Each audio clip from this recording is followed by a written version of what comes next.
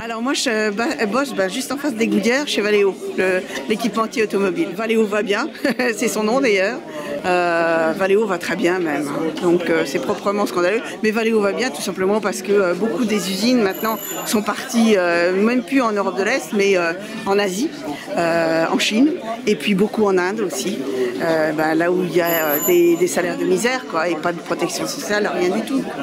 Alors évidemment on peut toujours comparer, mais quand on pense que les petites filles en Chine, quand elles ont le droit de vivre, déjà elles vont pas à l'école. En Inde c'est la même chose, donc faut comparer ce qui est comparable. Nous effectivement, oui, on a un bon système d'éducation, un bon niveau de santé également parce qu'on a des hôpitaux, on a des autoroutes qui sont entretenues et des routes aussi qui sont entretenues. Bon, évidemment, tout ça, ça a un coût, forcément. En fait, on est bien embêté pour tous les stages de formation syndicale parce qu'avec la nouvelle loi, l'employeur ne maintient plus les salaires pendant les jours ou les semaines de formation. Alors il faut qu'on se fasse rembourser, prendre en charge notre perte de salaire par le syndicat qui, lui, va se faire rembourser par un fonds où sont versés maintenant les salaires. Donc c'est un gros bordel, le temps que tout se mette en place.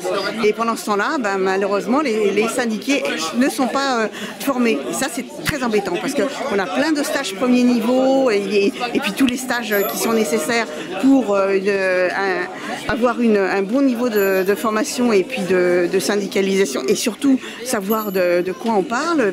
Parce que parler CGT, ça s'apprend, ça ne vient pas comme ça du jour au lendemain. Donc on est très très embêtés en ce moment. Alors ça va certainement se décompter d'ici la fin de l'année, mais en attendant, nos formations, elles sont un peu en attente. Avec ce qui se passe dans le monde et encore malheureusement ce qui s'est passé hier avec les réfugiés, je me dis que le monde va vraiment mal. Et malheureusement, avec une famille, des enfants qu'on retrouve sur la plage, et il y a soi-disant un élan des gouvernements pour se mobiliser sur cette situation, alors qu'il y a des millions de gens qui meurent depuis des années. Je trouve qu'on est vraiment tombé très bas. On ne peut pas rester insensible à ces questions-là quand on va vendre des armes de guerre, qu'on va faire la guerre ailleurs et qu'on crée des situations de ce type-là. Le syndicaliste aussi est là pour aussi promouvoir la paix.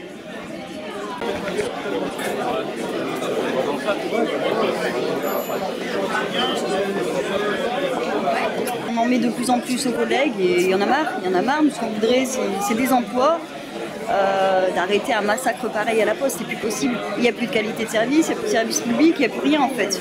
Donc oui, on en a ras-le-bol, il faut que ça change. Et la Poste, elle derrière, dit que non, tout va bien, on ne supprime pas d'emplois. Non, c'est faux, c'est faux. Vu les salaires, forcément, les gens n'ont plus la capacité non plus de faire grève aujourd'hui, c'est pas possible. Donc la Poste, elle en joue, ça, il n'y a pas de souci. Hein. Il ne dit plus rien, quoi. Il râle sur le coup et après on n'en parle plus. On commence à prendre l'habitude aussi. Hein. Il faudrait que les gens prennent conscience de ce qui leur arrive et que c'est pas fini. On va galérer de plus en plus, c'est sûr. Suppression d'emplois, suppression de tournées. Il y a même des centres qui ferment, notamment le centre de tri d'Arras, à la PIC d'Arras. Donc il y a 300 personnes qui sont obligées de faire leur mutation, d'aller postuler ailleurs dans les autres postes. Et c'est que le début.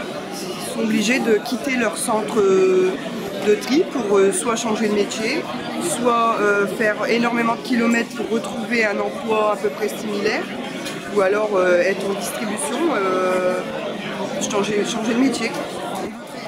Il y a certainement du potentiel à faire grève, à mettre en route tout ça, mais les gens ils ont trop de retenue. Je pense qu'il y a une volonté de faire grève, de se mobiliser, mais il y a de la retenue. C'est la rentrée, donc du coup il y a pas mal de chantiers qui sont en cours, notamment la sauvegarde de l'AFPA, parce qu'en fait on change de statut, on passe d'une association à une EPIC. Donc c'est surtout au niveau des modes de financement et c'est surtout réduire la précarité au sein de l'AFPA. En fait, on a des formateurs qui sont précaires. Pour la défense de l'AFPA, le syndicalisme, la syndicalisation, le syndicat est important. Les syndicats sont importants.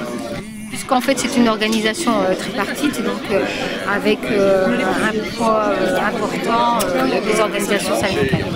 On est service public, on a toujours cette utilité publique, hein, donc du coup, l'EPIC, ça va un petit peu à contresens parce que c'est entreprise publique, industrielle et commerciale. Donc le fait qu'il y a cette notion de commerce, donc nous soumet toujours à cette concurrence.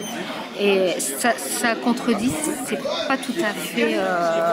Ça nous inquiète. Oui, ça nous inquiète et ça va un petit peu à l'encontre de l'utilité publique.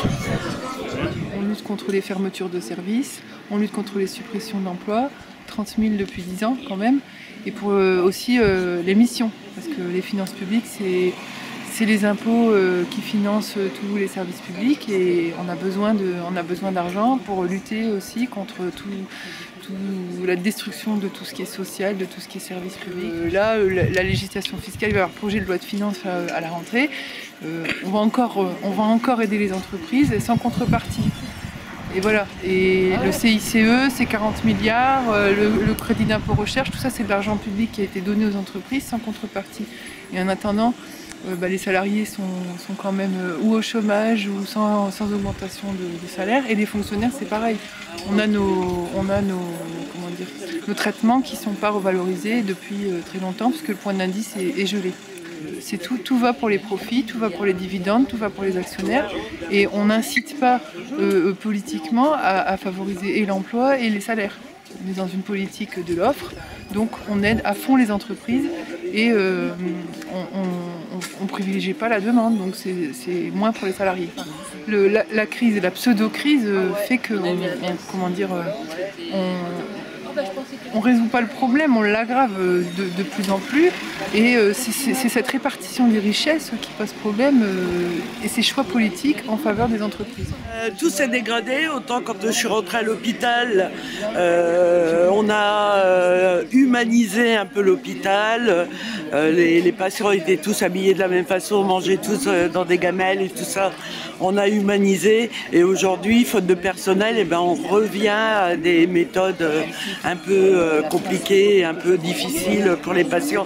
Et surtout, on ne leur permet plus d'être insérés dans la société.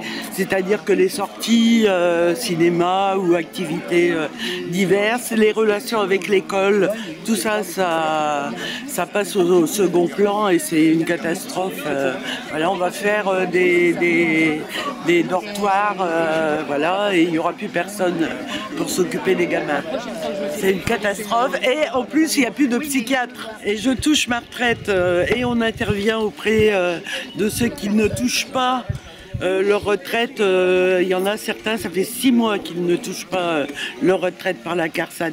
Et les mesures préconisées par le gouvernement ne font pas le poids puisqu'il y a un afflux de retraités qui va arriver sur le marché et qui ne toucheront pas leur retraite. Dans l'Aisne, ce qu'on a dans la thèse, c'est qu'on mène une campagne sur les salaires, les pensions, les minima sociaux pour qu'on puisse récupérer un peu de notre dû au lieu que le gouvernement donne tout au patronat. Voilà. Au lieu de donner des subventions au patronat et puis des exonérations de cotisations, il ferait mieux de remettre ça dans la poche des salariés, qui puissent vivre décemment parce que la misère, on commence à connaître un peu dans tous les milieux là.